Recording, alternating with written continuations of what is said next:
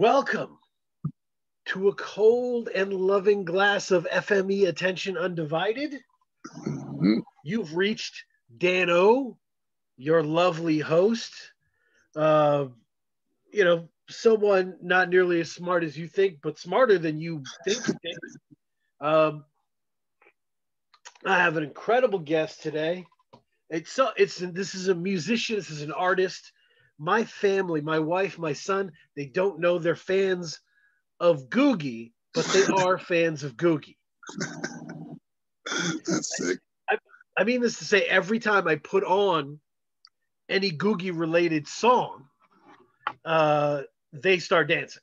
Like my wife will start dancing, or my kid will start grooving. Everyone, there's a natural, joyous situation to listening to a Googie song. Yes. So I'm very happy to have you, and you were part of my favorite release week of 2020. Nice. And I wrote a big thing about it. So I was very happy that you accepted. How are things, man? How are things for you? I mean, I'm thriving in the middle of the world burning, but I'm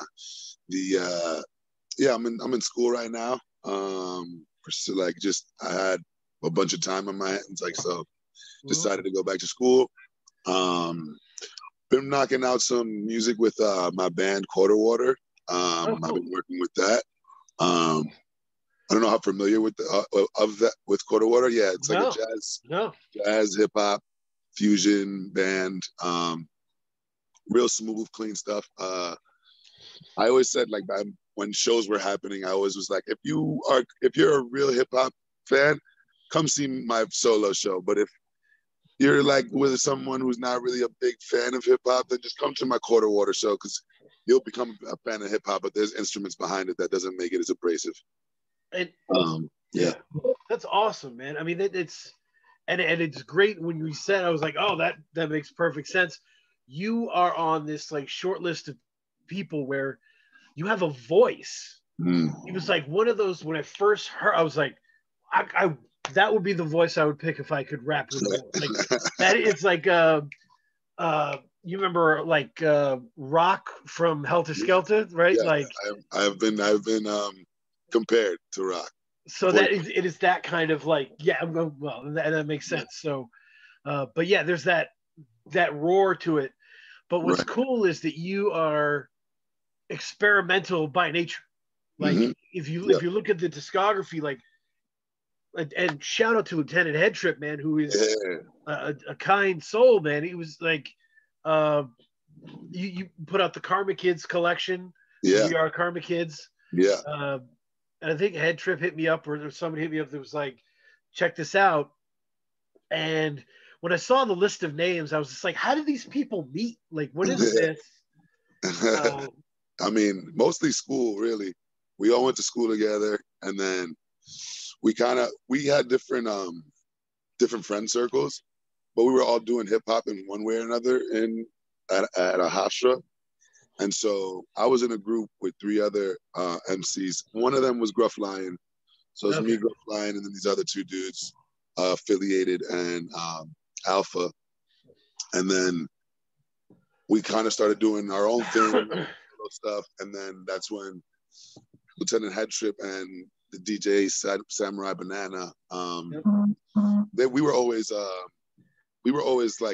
around each other. So it was easy. And once I just needed a DJ, I hit him up and was just like, he's like, yeah, dude, anytime, we could work together. And then we opened up for Slick Rick I opened up for Action Bronson, early. And I brought Headtrip with me to the show.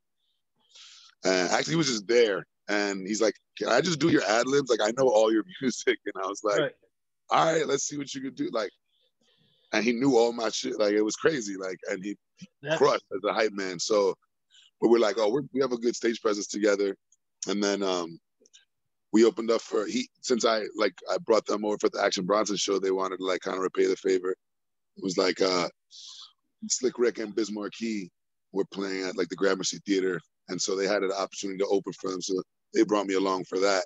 Yep. So then from there, it was history. We like went down to South by Southwest, and yeah, it was over after that.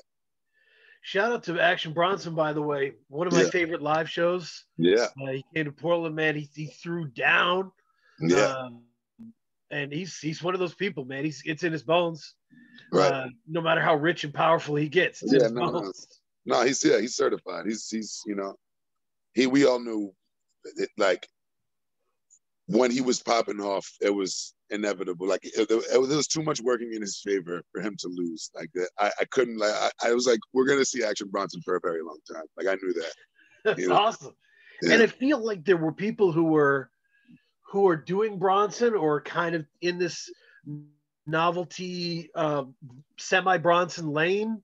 Yeah. Who did not last. Because it just wasn't in their bones like that. You know, it just wasn't. I mean, Bronson just was already a personality from before he stepped on a mic. So it was inevitable for that to coincide and propel him to where he is now. That's awesome. Yeah, but to get like because I want to start with Hijinks and kind of get to the Karma Kids. Right. Yeah, the release week, it was my favorite release week of 2020 because you like Scorsese, rest in peace, released Midnight Express. Right. And then that like next day you released Hijinks with Henry Canyons. Right. And those two back to back, they really reminded me of what listening to rap was like. Right. You know, when it was, Lab Cabin, California, or Uptown Saturday Night, when it was just, it was everything. And now there's like a lot of really personal albums, right? A lot of really depressing albums. Yeah. I mean, times are real. Times are raw. A lot of drug abuse, a lot of sadness. Right. And back in those days, like everything was mixed together in this real organic way. So it was, and when you guys were talking about releasing Hijinks, it seemed like implied in the release was, all right, we're finally giving you guys what you've asked for. Here's Hijinks. And I was interested in that. How did that build? How did that pressure build to where you guys need to do this album together?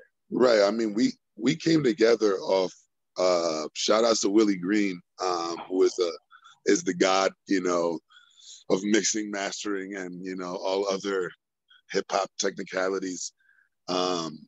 He put out an album about, I want to say 5-6 years ago that was just like a correlation of it was like a compilation of MCs and like different sounds, whatever. And then he put us on a track together. And he was like, do this song, boom, and we did it, but we never Canyons already had the verse. And he sent me this verse with this beat. It was dope as hell. And I was like, all right, so I spit on it. And we sounded good together. And then we had a show where I think it was a Milo show. And he came, he was opening for, and we also opened for that. It was Bald Afro, me and Head Trip. We did that. And then Canyons went on and I saw his live performance and I was like, bro, he's sick. Like he's as good on mic as he is on the stage. And I was like, you know what? We should do another song together because that was dope. And he also was a Mets fan. And that was like a weird, like, oh, where are you a Mets fan? That's what's up. Me too. Let's get it. Like, it was like, all right, so we're already homies from that, like immediately. And then, so then we did another song. That sounded good. And I did a song for his album. And then it was just like, by that time we had 4 or 5. And it was like, yo, we should at least drop a little EP. And if it grows, then let's just drop a fucking album. And it was history after that. So the album you must be talking about is Doc Savage. Doc Savage, yes. Doc Savage is like a motherfucking classic. That shit is ugly. It is. Yeah. Oh yeah. And I haven't told you. I live in Maine, so I don't live anywhere around New York. I don't believe in Willie Green as a real person. I think Willie Green is like Homer. It's like a collective of great working producers, engineers, because like there's no fucking way he's doing all the stuff that he's doing. Yeah, I mean he does. From what I remember, last time I was like saw his setup, he would have maybe one person with him in the lab, but for the most part, it's all him. Everything is him. That doesn't make sense to me. His name is everywhere. His name is everywhere. He is a maniac. He does not stop working ever, ever, ever, ever. Like deadlines. There's moments where you're like, all right, like you'll fuck up as an artist and be like, look, I need this project out by like, you know, I need it mixed and mastered in like optimistically 3 weeks, but I get it if it's a month. And in like a week and a half, he's like, bop, bop, bop, bop, bop, bop, bop, all the shit's down. You're like, yo, dude, That's you are the best. Like, there's a Mass Appeal video series where they like blindfold them and they pick random records and they create a thing out of nowhere. And I kind of got hooked on it. I loved watching him make the beats. Right. But even cooler was just watching them show up, because I started to think that there's only two kinds of great producers. Right. There's the fly producer who shows up in like better outfit than you do, right? And it's just like the Just Blaze situation or whatever. Right. And then there's like the was it Static Selecta Alchemist? Like they show up bloodshot eyes. Right. They look terrible, and it's because they have never slept. Right. And they just make beats all day. Well, Willie Green is very similar, but he doesn't look tired. That's the only thing. Like he literally is just like sprightly at all moments. Like he's just a really dope energy to be around. Super nice, super cool, understands things on a crazy level, more than you might even, you know, when you're giving him the project. He puts love into everything he does. So, you know, if anyone is ever looking for, you know, mixing, mastering, that is, you know, the optimal as far as under like indie, or not even like at this point, it's not even like indie anymore. It's like literally, if you want the best sounding shit, that is raw hip hop or any other, you know, kind of music genre, just give it to Willie Green. It'll be fine. Yeah, indie hip hop has grown to such an extent that it's not just one thing anymore. There's like a lot of lanes. Right. If you look at like Hijinks was released on Backwoods. Yeah. And look at what was on Backwoods. Right. Like, right. Fielded. Yeah. Dunecap. You know. Right. Like, the Arm and Hammer. All this. Yeah. All these different flavors to it's interesting. I mean, we spoke with Backwoods for a minute. Like we were dropping under Backwoods from the beat before we had 4 songs out. Like, you know, we spoke with, you know, the label and was like, yo, look, we want to drop under you guys. They were enthused, and they kept just being like, where's the album? Where's the album? And it was like, it took a few years. You know, we ended up, what really pretty much solidified the album, like what put us into like, you know, hyperdrive, was when we made a trip to Europe, right, like last May.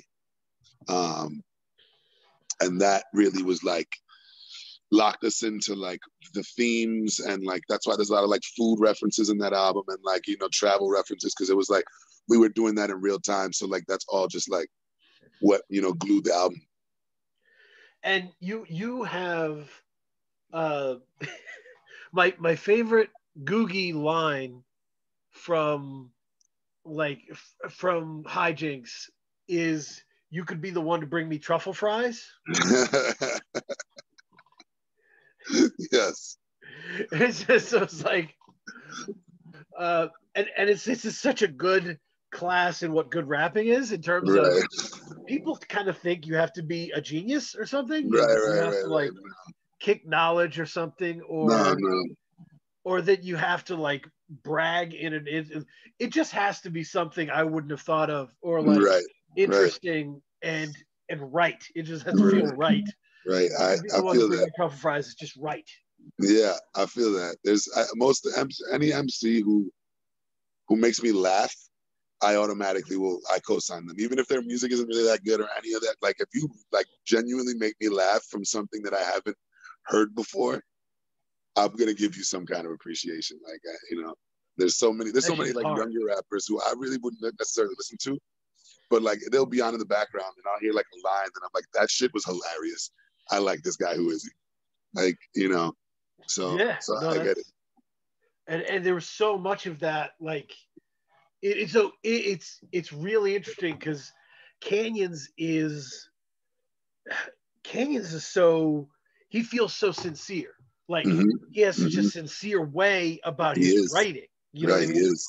He That is, yeah. he's just like when he says Googie be my dude, it sounds like Yeah, that's he's certified. We've raged, you know, that you feel the rage we've been through together, you know, like we've done it. We've danced the dance. So it started in Doc Savage, and was it like people were just hitting you guys like that song Yeah, is killer, you need to I build mean, on yeah, that? it was something like that. And then like we did a single, we dropped the single, it was the What Ifs, and then I did the song for his album. And when I did the song for his album, it was like, yo, y'all sound dope together. Y'all should definitely do something. And it was from like little chirps here and there.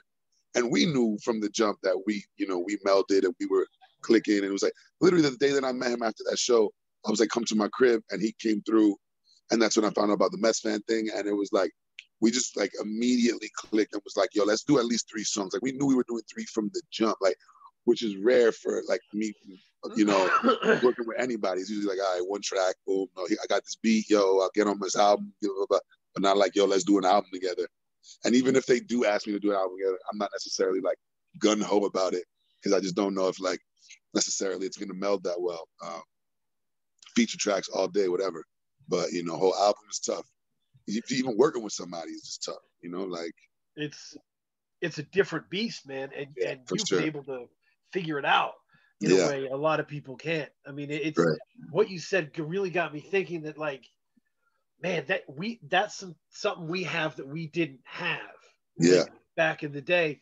Right. What I think about is like, you remember Mask Off when Future, when that became a hit single? It became a hit single not because the record company made it a big deal, right, but because the fans were like, this is the fucking one. Right, yeah. And all of a sudden it took over the world. Yeah. And you wonder like what you've had where people were like, you and Canyon sound great together, build on that, please build on that. And you go, I'll give it a shot. Yeah, for sure. Can you imagine what like what it would be like if that had been the case back in the 90s, right? Right. I mean, yeah, there'd be some really fucking dope groups that would have manifested from that kind of philosophy. I feel that. Like but everything was time and space, and what needed to happen happened. And now that we're at this point, like we have an appreciation for it. At that time, it might have been like oversaturated, even with the amount of good art. Like, you kind of like that's what's happening now. Like, there's 9 million dope artists. Like, there's so many rappers, it's ridiculous. You know, like, and just rap, not even music, just rap. You know, so like when you're playing with that, it's very hard to consistently make something of substance that is going to be heard in general or seen. You know, like you could put out all the fire shit ever and motherfuckers might not even see that shit, you know, like that is what it is. It seems like the real challenge now is like some way to cross-pollinate and like get outside of your little fan base, because if you have 3,000 followers and you drop a new album, it may be heard by 2,500 of those people, but you want more than that. Right, exactly. Listen to this shit. You know, and then, but there's certain ways you look at it. If you want to look at it like from a business perspective, you're like, okay, I want more followers, I want more views, I need, you know, proper promotion, I need all the stuff. And when you're just looking at it like, this is what it was. Like, I used to look at it like hip hop was going to be the thing that paid all of my bills. Right. Over time, I understood that that wasn't going to be the truth. Maybe not now, maybe later in life, but it wasn't going to be immediate.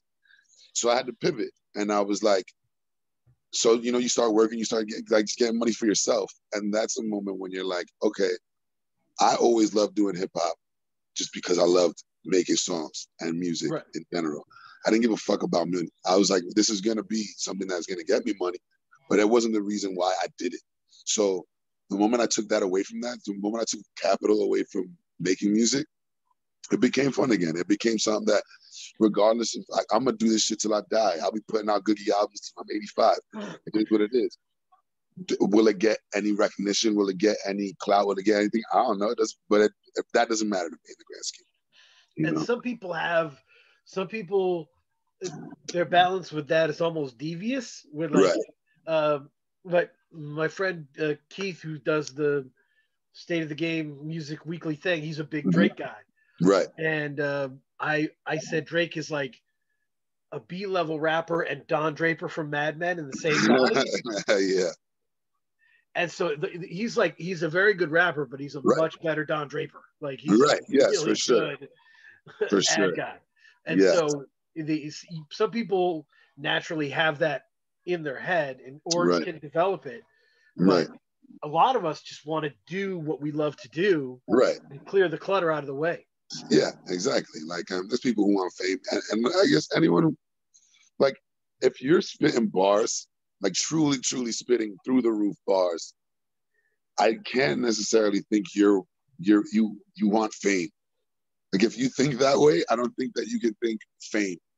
I think you just want absolute like respect for being an MC by your peers, and maybe a little, like a little like someone like a J. Cole or a Kendrick. Like those people are certified MCs who have put up numbers in the music, like put up, record numbers, and they get the best of both worlds in those things. Like they get respected by MCs at the same time that they're getting, music play. So that's what I would see as the optimal spot to be when it comes to hip hop as in general. If the rest is just like you trying to literally be in front of a car and, the strip club and that whole shit, which is its own beauty and its own culture and its own math, like, but that's what's being sold as opposed to what it's like to really be like an MC and a rapper and love being that and being prosperous at it. So yeah, I mean, and one of the things, and I think what I'm about to say, music journalists would say is naive, but I'm going to say one of the things that's kept hip hop vibrant and alive and where it is when other genres have fallen off is that there is like this implied meritocracy that hangs beneath it, right? I've been to shows where the guy opening was somebody I didn't like, but he turned off the beat and just freestyled a cappella. Yeah. And if he hit it, and we wooed, right? And we did. That's undeniable. It doesn't matter what I think. That shit was dope, right? And that's beautiful. That's a beautiful thing. Yeah. And so there's a reason why people bubble up with their talent, and it's because the rest of us want this talent, right? Right. I remember I did a show a long time ago in Manhattan, and I opened up. I was one of the first people on stage. It was like a kind of like a collective show, like 10 acts kind of thing. And it was so funny because one act goes on before me, got a lot of love. I went on like crushed as far as like lyrically and like thought I was doing well, but like the fans were not happy with it. Like it was just like whatever. Like they were like, okay, golf clap and keep it moving. And the next guy was just like running around stage like a maniac, not really saying anything, not really doing, but they fucking they were in love with this guy. And I was like, wow, like it doesn't matter. It never mattered as far as lyrical, whatever. Like a show is a show. Right. You put on a show, and that's what Lieutenant Head Trip pretty much, put me on to, because before I was with him, I was, my shows were just me with a microphone, walking back and forth on stage. The shit was ill. I was spitting flawlessly, but there wasn't much besides that. And once I started, like Trip was just running around, throwing himself everywhere, doing wild shit, throwing his shirt off, So once you're like on stage with that, you start, kind of getting into that groove, and you understand just like, stage performance, like is part of it. And so like, if you do both of those, like, it's undeniable. And that's such a benefit of like having been around because your voice is so big and your abilities are so natural. Your abilities are like really born from the kind of party atmosphere hip hop originates from. You can fit Googie on any track, anywhere, right? Yeah. And it won't sound weird. And so you've been able to mix in with people that do it different ways, right? Yeah. Head Trip and Canyons are totally different. Yeah. And you've been able to kind of take pieces from everybody. Right. It's really cool. And so that was one of my questions was about, Karma Kids, Hijinks, Bald Afro. Yeah. album. Yeah. Head Trip sent me that. Been playing Mangoes a lot. The group albums. How is a group album different from a solo album? Well, solo album, yeah, it's at your pace completely. The ball is in your court like the whole time. Like if you have shit out, it's your fault. With a group album, you can throw some blame here and there. But at its core, with a group album, it's easier because you're writing less, you're doing less work, you're doing half or a quarter or of the promotion and all that other shit. So it's easier, but then there's a level of like compromise that you have to have.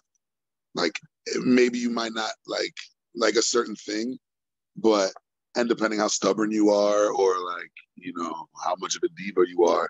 Like me, I'm really easygoing. Like I let people kind of find their pocket and I just meld into that as opposed to being like, no, we should do this. And then you sound like this and you write this. And I'm just like, all right, what do you feel? Boom, boom, boom. Okay, let's work. Like you said, it just takes a little more of pestering other people to make a group album. With the solo album, you just got to work on yourself. And so. Yeah, no, it seemed like 2020 was like a real return for the group album. Yeah. Because obviously, Armand Hammer is huge and put their Armand Hammer hit the same week Run the Jewels did, and it was really like, groups are back, Yeah. And Blimes and Gab, and you and Henry Canyons, and there was a real spirit of like we're rediscovering this, and I'm glad to see it. But you're right, it's relatively easier if you can trust the other person making the decisions. Right. If everybody knows how great the other people are, right. It's seamless. It's pretty good. And then it's really just like honing down on everything. And then there's money that's involved and there's other things like, like shit's expensive to put out anything, of quality, so it eases the load as well as if you have a group, but yeah, it's chill. I mean, I enjoy both. I enjoy doing both. I enjoy thoroughly having my solo albums, and I enjoy bouncing off people. Because Schmiggles was when I first heard you. I found Schmiggles, and I was like, I dig this. This. And I've always said, like, the first step for me is, and this is a continuum with sports, right? Right. Make me remember your name. If I remember your name, it's because you're good. Right.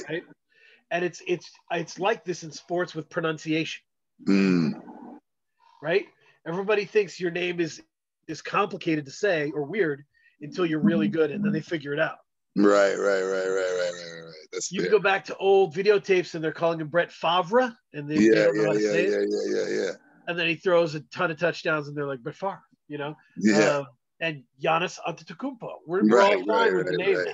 Right. Because he's that good. And so, yeah, Schmiggles put your name in my head.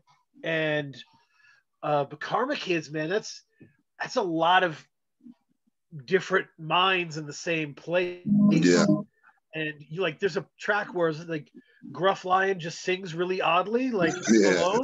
Yeah. Like, how did you know to make? How did the mixture come about? Because that's like a Wu-Tang problem. Right? I mean, we were always in we kind of lived all within like a 2-block radius of each other, so we were always just together and just playing out.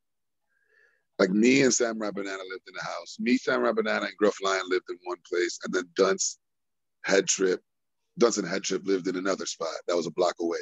So we were back and forth all the time, and then we would just get like fucking wasted and just like throw beats on and just like rap. So a lot of those moments, like a lot of that album in general, were just like nights we were just like really fucked up or like just like in the lab till whenever and just like put songs, which is why like there's weird moments in that album, that are like, and it's because it's like 3:30 in the morning off of like a fucking full ass bottle of Tullamore Dew, like that'll do that. That'll make some weird shit. So that's awesome. That's pretty much how that happened. that's how hot sauce comes about and all this stuff.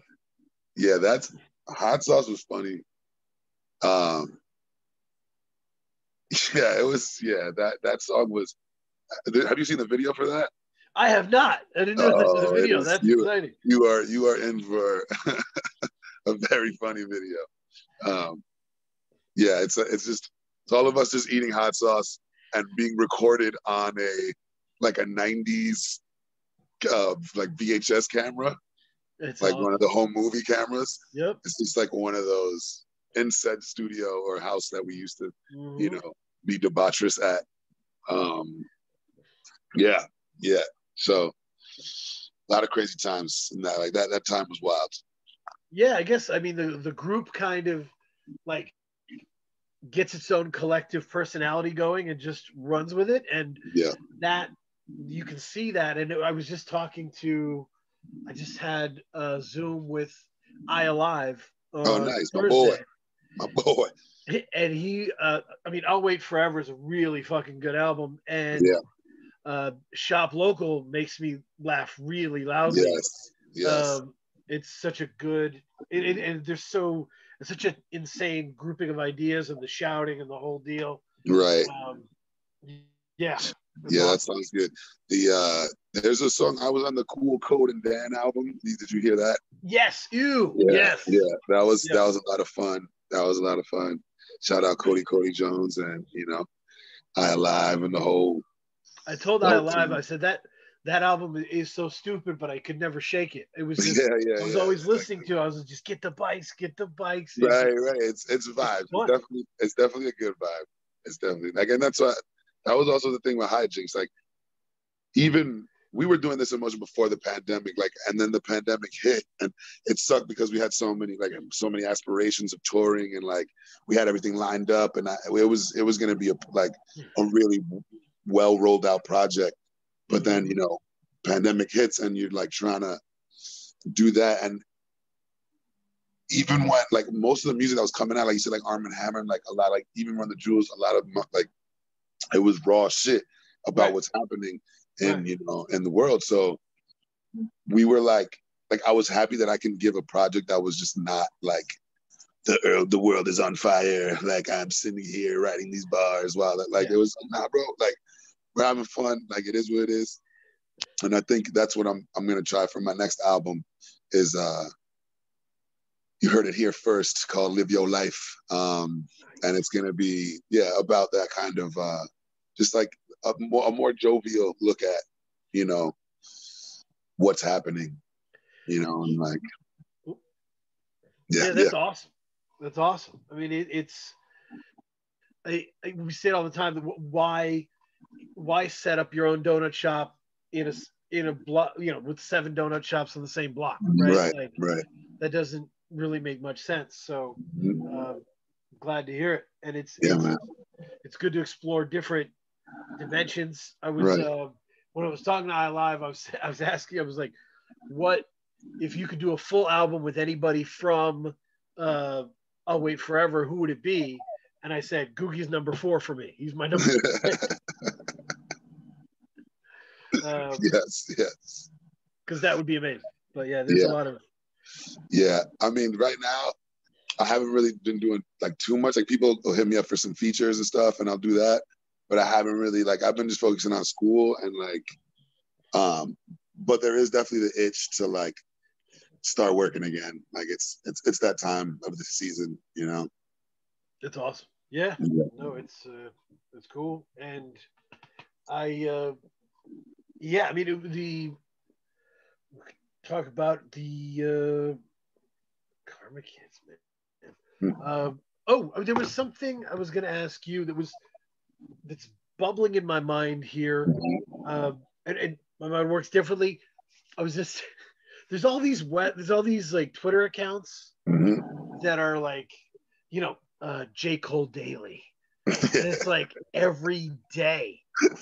Every day. It's when Jermaine was in 5th grade, he was super nice to Johnny Appleface, and everybody picks on Johnny Appleface. He's loving to him. And it doesn't, I'm not mad at J. Cole. I look at that and go, oh, if I was J. Cole, I'd be so unhappy. I'd be like, oh, I hate these people. Like, so That's some shit. Yeah. the question is, do you think you can have like a big fan base of people you just don't like?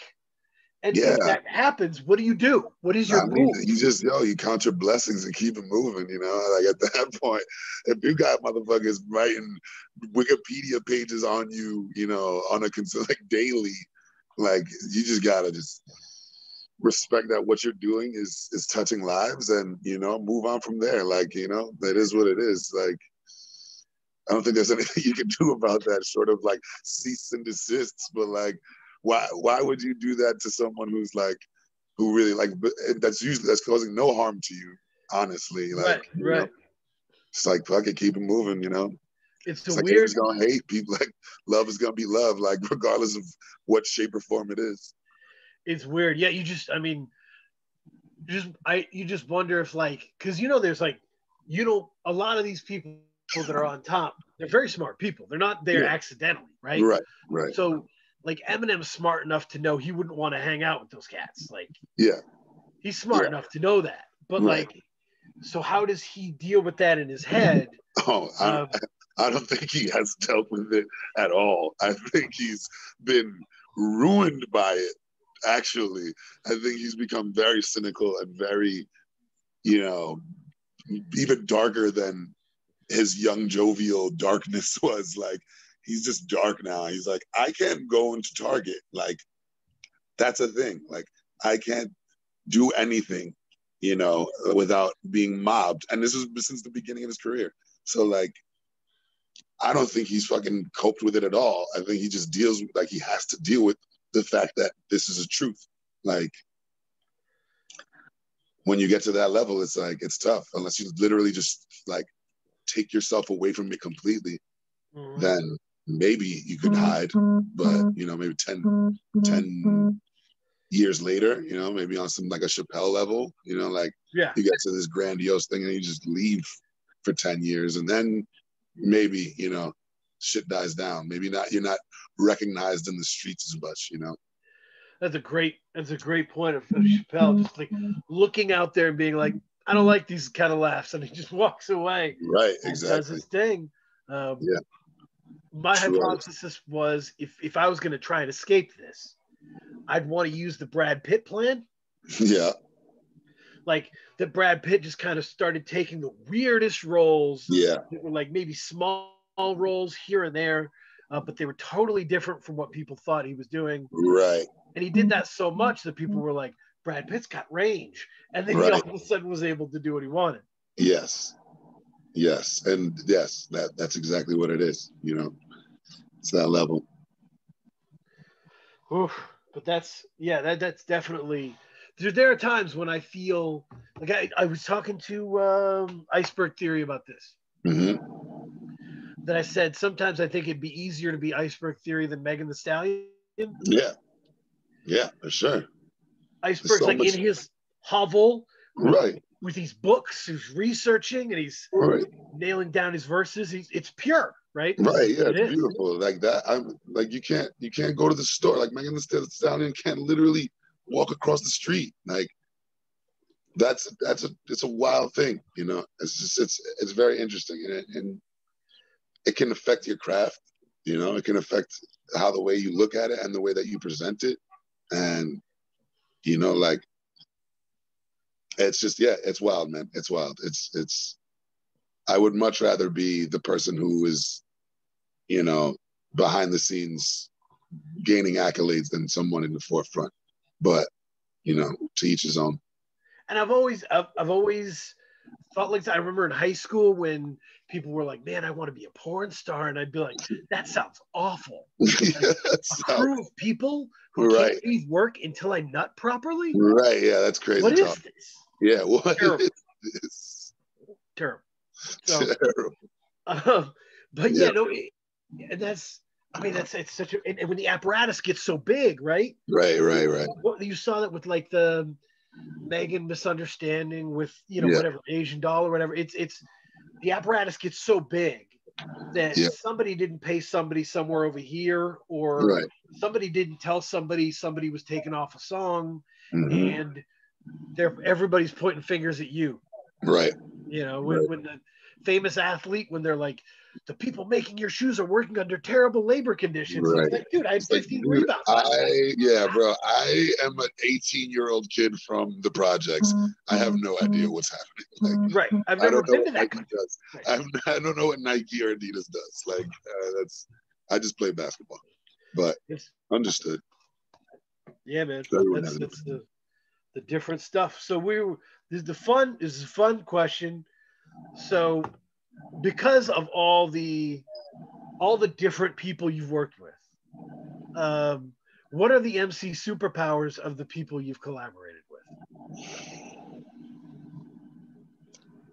So I would say that most people I've collabed with are people who are in motion, like have albums before, and they're like, you know, it's staples in certain scenes and things like that. Wait, what was the question again exactly? So this, let me give you some context here. This is like, I got this thinking about like listening to JJ Redick interview Kyrie Irving. He said that every important player has like their own superpower, right? Okay, right. So for Kyrie, it's his handle. Right. For JJ, it's the shot under pressure. And like, so everybody has their own superpower. So thinking about that in context with MCs. Right. So certainly, all right. So like, if I'm gonna have a superpower, it would be my voice. You know, like it would just be that's there. But then there's also certain people who can like double time very well. Like I can double time. Triple time is a little tough, but like, you know, there's that. There's actual like presence on a track. Yeah. That is like Head Trip's presence on a track is very big. Like it's like it's a, you know, like if I'm gonna say Head Trip's superpower, it's like his presence is always humongous on the track. My voice gives me that presence, but it's not like my energy is there, but like the way that Trip does it, it's different. So like that's what I'd say for that. And like certain people are just like very affectionate in their lyrics, you know. Other people are very reserved, but still like cryptic, you know, like you know, but can put like Arm and Hammer, like they're cryptic as much as it's wide up, like it's in the open, you know, like it's there for you to find. It's just like they're not just gonna like walk you through it, you know, as opposed to other people who will just give you the facts of what they feel, you know. So yeah, that's an interesting question. I mean, it's and Head Trip also has this thing where like he has unignorable lines. Yeah, for sure. Like in his verses that you were like, it's one of those like you can't sleepwalk through listening to this. Yeah, for sure. He's had some beautiful, amazing lyrics over time. He's one of my favorite writers, truly. And the guy that I've wrestled with the most from the Karma Kids crew, I spent all of 2020 not liking but listening to Dunecap the whole year. Just being like, this guy, like what it was. I think I said it in the review. His diction is scary to me. I don't like. He has the diction of someone who is like a serial killer, like a very proper voice and pronunciation of every word. Right. That's wild. That's true. Yeah, that's fair. I mean,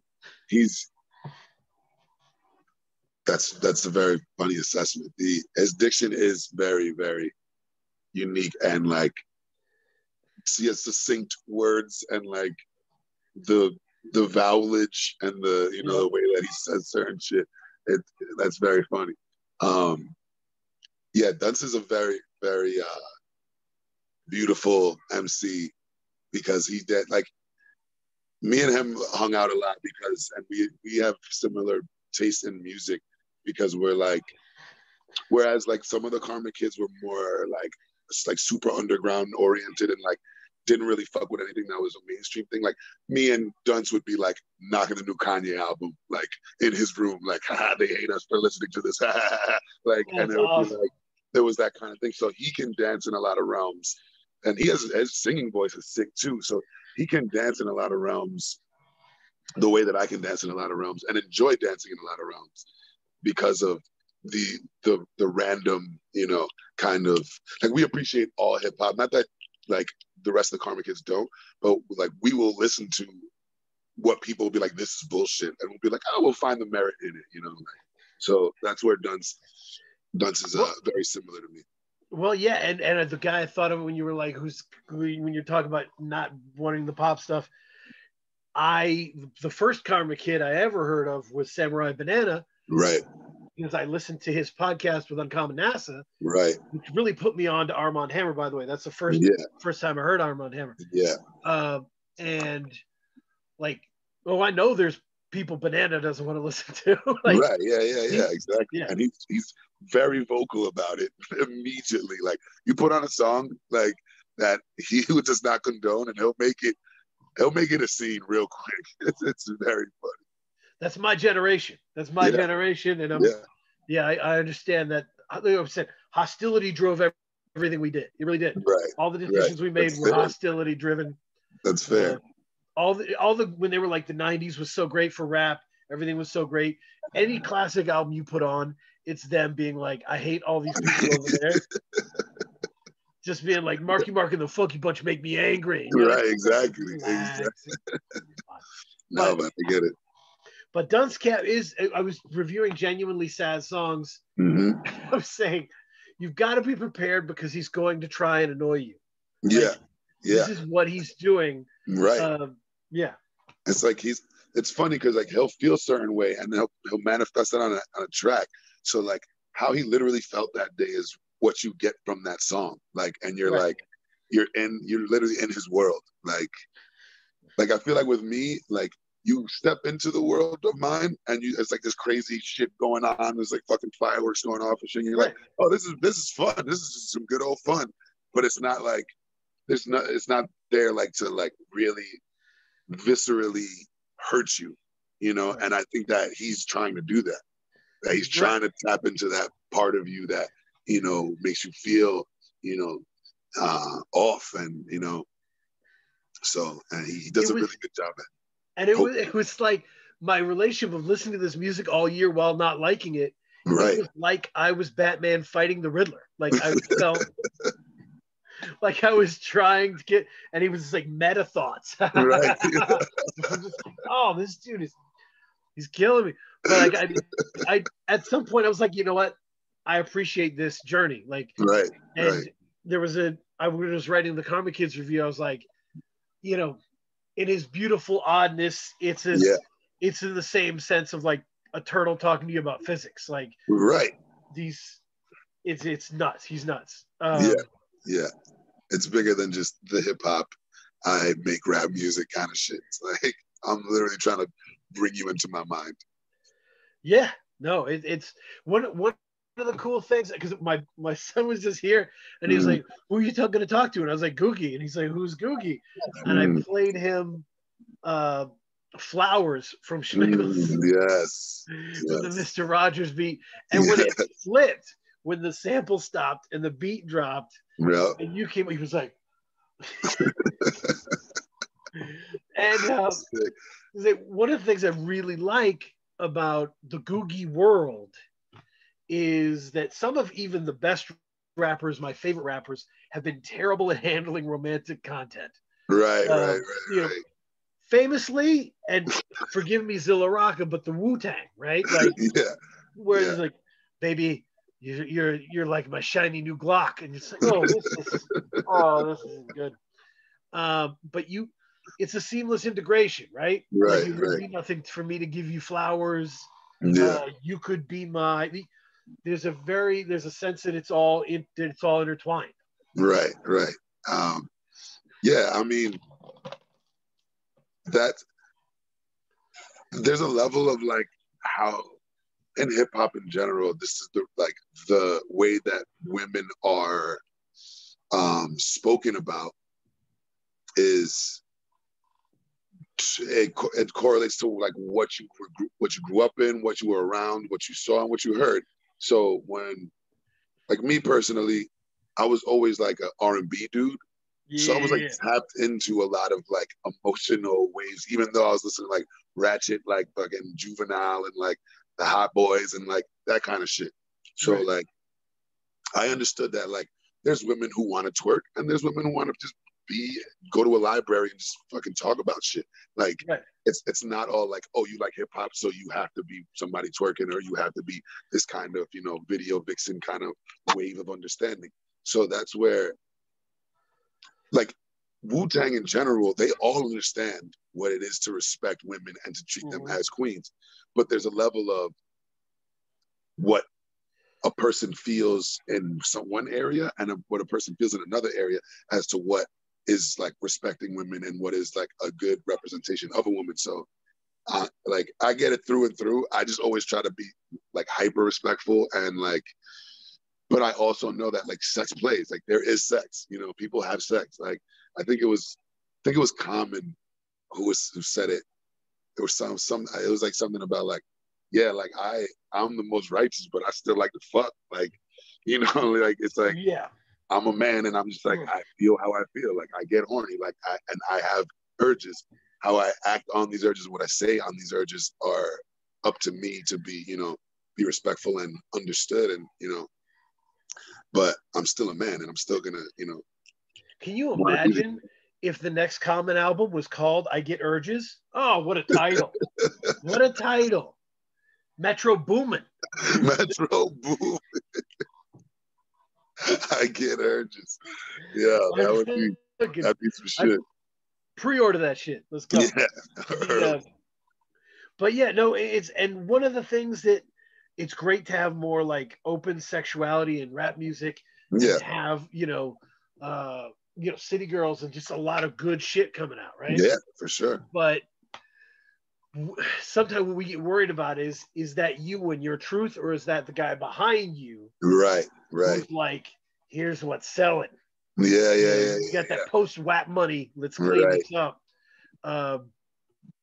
So we just want to make sure everybody's kind of living the way they want to live through this music, right? Like, whatever you want to do what you want to do. That's what I'm saying. Like you're like people are that, like they are who they are. Like because you're not, and just because you don't like it doesn't necessarily mean that people aren't. Like I think about that a lot. Like I'll hang out with certain people and I'll be like, they'll do certain things that maybe might annoy me a little bit, and I'm like, damn, why?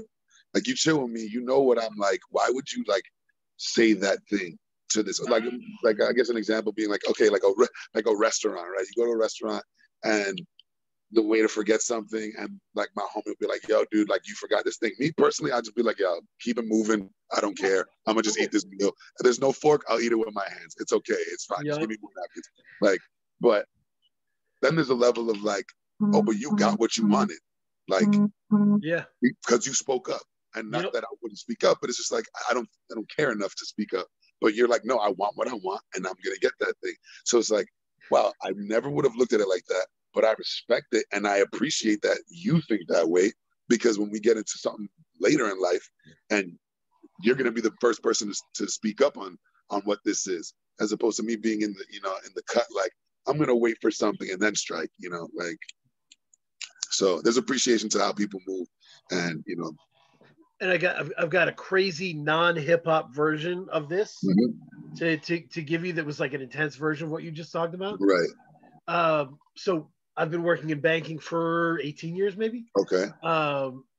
And I used to work at MBNA, just on the phones with people, and so I worked alongside this dude, great at sales, but like cantankerous, kind of up and down, emotional dude, and didn't fit in the corporate structure, right? None of us, I was that way too.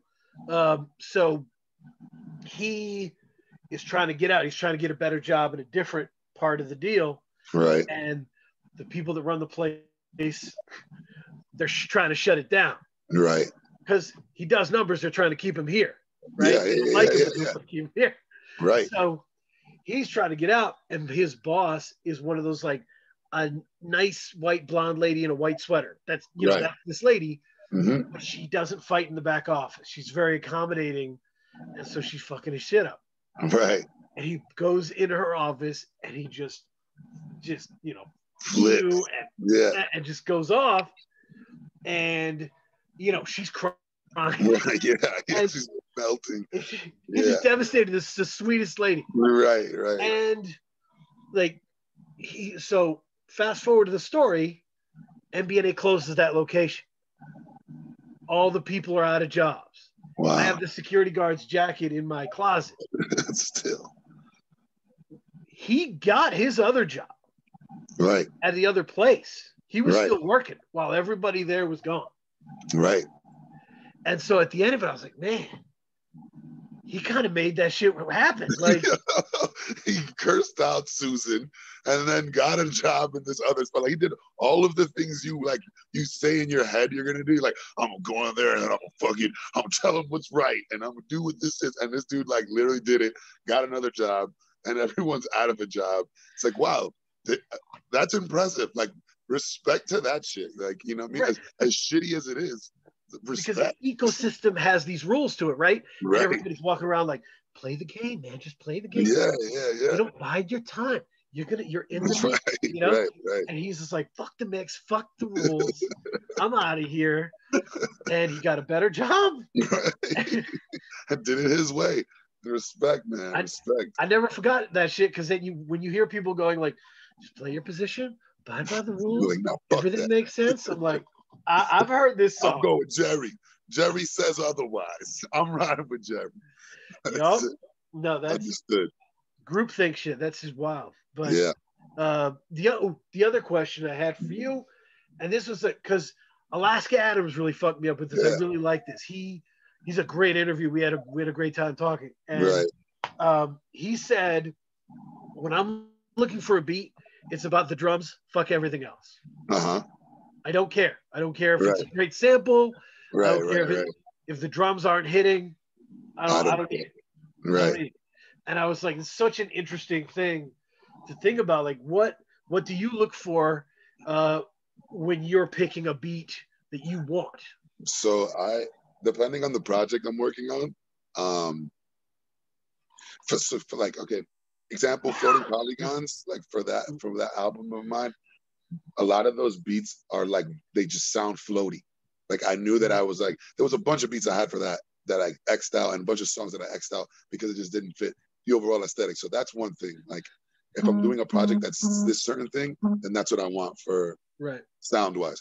But if I'm just like at its core, just like you're giving me a beat and I'm like, what's gonna knock to me, anything that's like a buck, like 110 BPMs, that is pretty much gonna be something that I like flying on tracks. So if you give me something that I can fly on, I'm gonna have an affinity towards it. Like Alaska said, the drums, you know, if the drums are slapping, the drums have to slap. But I'm a little less lenient. Like I will take a beat that has no drums on some, like, you know, Griselda-esque, ill ass sample, just let it run kind of shit. Like I'll dance that dance too. Like whatever you want to do, I'm not picky like that. But anything that's slow is tough for me. It's tougher for me. Like you got to give me a concept, because if it's at like 82 BPMs and I have nothing, like it's not fun for me to write to. Some people, so the speed makes sense as a kind of prerequisite. By the way, I think you got to rap on one of the best beats of 2020 with synonymisms. Synonymisms. That beat by Matt Bowen, that is unfucking believable. Bones levitated on that. Oh. That's and it's funny because that was one of the last songs on that album. Like to be, like he gave that, like we had it pretty much done, and then he's like, "Yo, what about this beat?" And I heard that shit. I wrote that shit immediately. Like I wrote that shit in like 10 minutes the moment I heard it, and it was on. It was like, I dropped it. I sent it. I like did like a rough mix, a rough recording.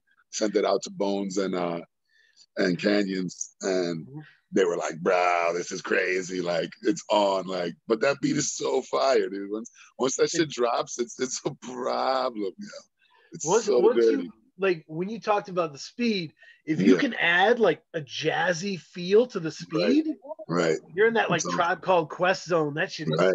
fantastic. Pockets. Yeah, pockets. That's a great pocket to be in. Yeah, yeah. So the next album, what like because like you said, Hijinks doesn't sound like Karma Kids. Like, Right. You put yourself in a bunch of different places. Yeah. And Schmiggles doesn't really sound like either of them. Yeah. No. So what is the next one? What is the vision for the next one? I think, yeah, the next one, like I was saying, is just like, it's about like prospering from this, it's the light at the end of the tunnel, pretty much. That's what I'm trying to give to the people, and to myself, like just that feeling of like there's like live your life. Like, right. It's time to, take what just happened and manifest something beautiful from it, that's what I'm trying to get to. I got one for sure beat that I am like one song is going to be on. I haven't wrote anything. There's no song yet. There's a couple beats that I have accumulated, but one of them is from I Alive. And the feeling that he gave me like a beat pack that was great. But one of those beats is like definitive. Like that was pretty much the catalyst to the feeling of this album. I was this is it. This is definitely where I want to go. And now I have a game plan. Like now I have a foundation. So I'm excited. Yeah, it's gonna be a fun album. I'll say that. Because that definitely like syncs up with the conversation with I Alive, because he's dropping the Donovan Days album, and that's Right. gonna be a totally different thing for him. Was that it really before he announced it, I felt like he was restless. That like the Cody Jones album, and like they just seemed restless, right? And there's a lot of alternative rock kind of interesting songs that I'll wait forever. Right. And I was like, man, he kind of, and it made sense to me because it is very like a post Derringer production world, right? Where there's a lot of spooky ambiance, haunted house shit. I call it macabre. Yeah, understood. And so you're living in a totally different lane from all of that. No, I mean it's I just can't be like, I'm just not that dude. Like even in the worst of it, I'm gonna just like crack a joke and shit. Like I'll be that person, and like that's what like I get a lot of love for like being that kind of person, and like so it's easy for me to manifest that on an album, and like that's what I want to give to people. Like I always respected the Karma Kids because they were way more tapped into their like deeper emotions than I ever was. Right. And they knew how to manifest that in music. And whereas I was just like pretty much just having a good time at all times, like, and not to say that I wasn't spitting substance. It was just like, just a different overall vibe to my overall perspective of life was just different. And it's usually a jovial one. So that's where I'm going to go with this. I mean, Schmiggles, like Floating Polygons and Schmiggles, where I was in like a darker place. So like it comes through as raw as shit, Yep. But like Tiz with Tiz and is like just the fun. Like it's just like a fucking that is that kind of shit. So that's why Live Your Life and Tiz with Tiz are gonna be very. It's like Tiz with Tiz Part 2. And it reminds me like I was in the Army for 3 years, and there were some times, man, I lost a lot of relatives while I was away. It was sad, right? And I realized I'm like, what I'm doing isn't fucking fun at all. Yeah. And my relatives are dying and I can't go back to see them. I was like, this is not fun. And if I want to have fun, I've got to make it. Yeah. I've got to create the fun that I'm having. Right. And be fun, in that sense, and to have it. And I think that is, you are a manufacturer of fun, man, when you're on that mic. And that's important. It's important to people. And it means people who have fun beats but don't have people to give them to. Right. Yeah. Exactly. So, and it'll be interesting to see who, like, so you're in the early startings with this stuff. Yeah. Do you have any guests that you're eyeing or no? I mean, Not necessarily. I'm gonna let it run for what it is. I'll probably have canyons on it. Right. Maybe like if I were to reach out to anyone, it would probably be Open Mike Eagle. But that's such a good. Like because he's like we have a relationship where like I've always been like weary of asking him because I wanted it to be the moment like that. I'm like, when I ask him for this track, it's gonna be like the beat's gonna be there, the whole vibe is gonna be there.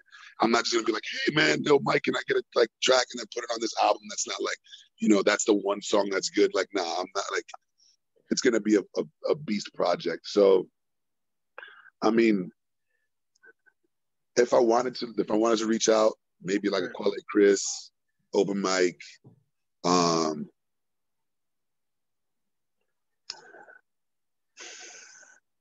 maybe like Prem Rock and Curly Castro,